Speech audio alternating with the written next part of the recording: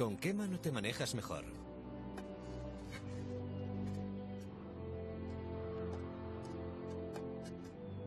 Con ambas por igual.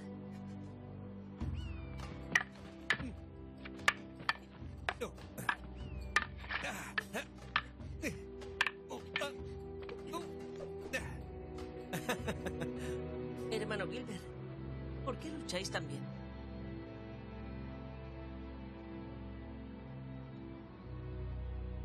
Antes era más diestro incluso.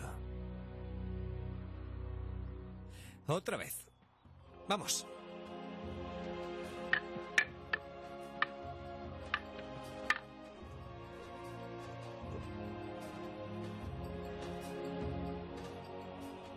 Parece que estáis adiestrándolo para guerrear.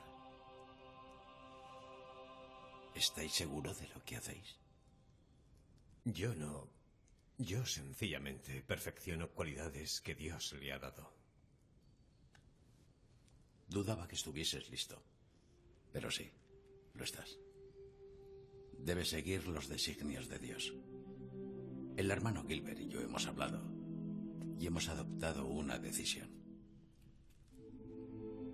Es hora de que vuelvas a casa, Arn. Debes volver con tu familia. Inoc signo vinces.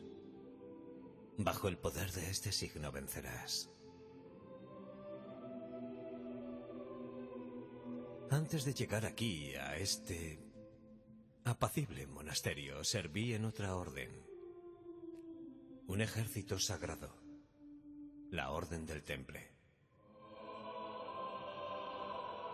Durante 12 años, blandí esa espada en Tierra Santa. Con ella, nadie me derrotó jamás.